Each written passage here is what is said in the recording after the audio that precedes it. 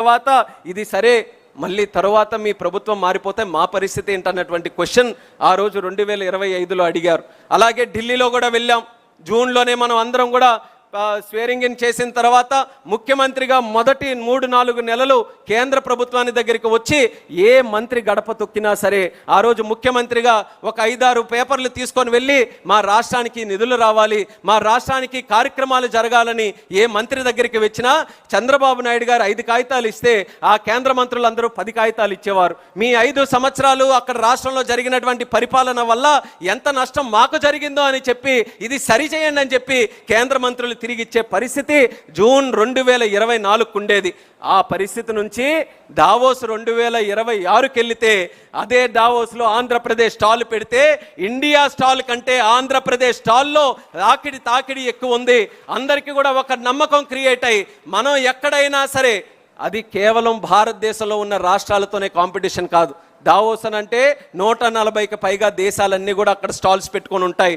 Saudi Arabia, UAE, England, America అందరి తాలూకా stalls ఉన్నా సరే పెద్ద పెద్ద ఇన్వెస్ట్మెంట్స్, గూగుల్ లాంటి investment, data centre investment, quantum లాంటి ఇన్వెస్ట్మెంట్, డిఫెన్స్లో, ఏరోస్పేస్లో, డ్రోన్స్లో ఏ సెక్టర్ చూసుకున్నా సరే ప్రతి ఒక్కరూ ఆంధ్రప్రదేశ్ని నమ్మి మన దగ్గర లక్షల కోట్ల ఉపాధి అవకాశాలు కల్పించే పెట్టుబడులు తీసుకొని వచ్చారనంటే దానికి కారణం చంద్రబాబు నాయుడు గారి మీద ఉన్న నమ్మకం, ఆయన పరిపాలన మీద ఉన్నటువంటి నమ్మకం. ఒక్క సంవత్సరంలో 5 సంవత్సరాలు వాళ్ళు చేసినటువంటి విధ్వంసాన్ని తిప్పికొట్టి మళ్ళీ బ్రాండ్ ఆంధ్రప్రదేశ్ని తయారు చేశారు. అలాగే ఈరోజు ఢిల్లీ కూడా వెళ్తున్నాం కదా, ఢిల్లీలో కేంద్ర మంత్రుల దగ్గరికి వెళ్తే వాళ్ళు సమస్యలు చెప్పడం కాదు, ఆ రోజు చెప్పేవారు 5 సంవత్సరాల్లో ప్రాబ్లమ్స్ ఏంటని.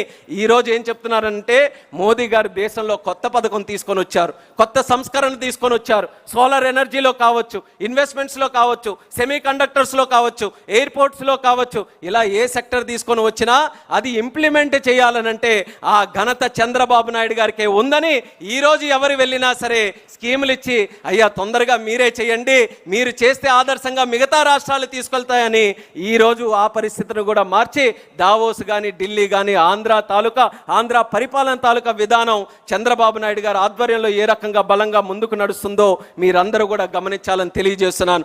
అందుకనే కార్యకర్తలు సుస్థిర పరిపాలన, నిరంతర పరిపాలన, stability in governance, continuity in government, ఈ 2 విషయాలు మనం ఒక జీవన విధానంగా టీడీపీ అనంటే 9 to 5 జాబ్ లాగా కాదు. టీడీపీ అనంటే ప్రజాసేవలో, ప్రజాక్షేత్రంలో, ప్రజల సంక్షేమం కోసం 24/7/365 ఫర్ ఎవర్ మనం నిరంతరం కూడా ఇది పని చేస్తూనే ఉంటాం, కృషి చేస్తూనే ఉంటామన్న విధంగా మనం కార్యక్రమాలన్నీ కూడా చేయాలని తెలియజేసుకుంటూ నిన్న అన్న మాట, చంద్రబాబు నాయుడు గారు అన్న మాట నెవర్ అగైన్ అని చెప్పారు. అది కూడా మనం గుర్తుపెట్టుకోవాలి.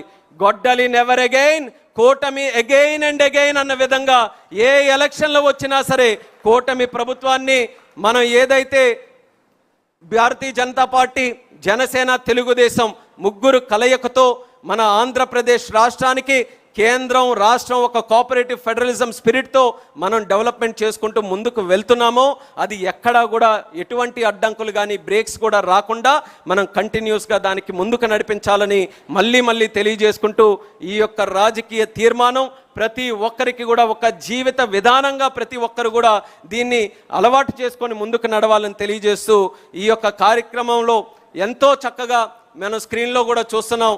15 లక్షల మంది వరకు కూడా పార్టిసిపేట్ చేసి మనకి నిత్యం బలాన్ని ఇస్తున్నటువంటి కార్యకర్తలు కోటమిరెడ్డి గారు కూడా మాట్లాడారు. వాస్తవమైనటువంటి మాట.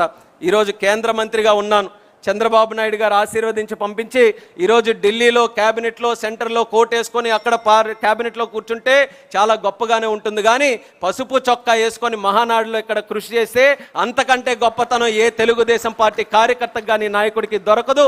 అది నాకు ఎప్పుడు కూడా లభిస్తూ ఉంటుందని మరొకసారి సందర్భంగా తెలియజేస్తూ మొట్టమొదటి ప్రాధాన్యత పార్టీకి, క్యాడర్కి మనం ఇచ్చి తరువాత మనం ఆ ప్రభుత్వానికి కూడా మనం సేవ చేస్తూ ముందుకు నడవాలని ఈ మహానాడు ద్వారా ప్రతి ఒక్కరికి కూడా తెలియజేసుకుంటూ చంద్రబాబు నాయుడు గారికి మరొక్కసారి నా హృదయపూర్వకమైనటువంటి అభినందనలు.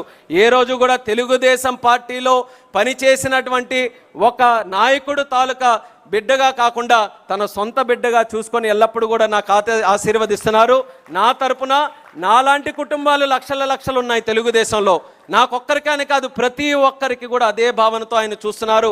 వాళ్ళందరి తరపున కూడా ఆయన పాదాలకి నమస్కరించుకుంటూ ఈ అవకాశం కల్పించిన ఆయనకి హృదయపూర్వక ధన్యవాదాలు తెలియజేస్తూ, కాస్త సమయం ఎక్కువైంది కాబట్టి మన్నించాలని కూడా తెలియజేసుకుంటూ మీ అందరి దగ్గర సెలవు తీసుకుంటున్నాను. జై తెలుగుదేశం, జై తెలుగుదేశం, జై తెలుగుదేశం.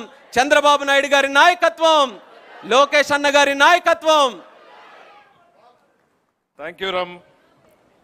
గొడ్డలి పార్టీ నెవర్ అగైన్, కూటమి వన్స్ అగైన్ అంటూ స్ఫూర్తివంతమైనటువంటి సందేశాన్ని ఇచ్చినటువంటి రామ్మోహన్ నాయుడు గారికి ధన్యవాదాలు తెలియజేసుకుంటూ ఈ తీర్మానాన్ని బలపరచడానికి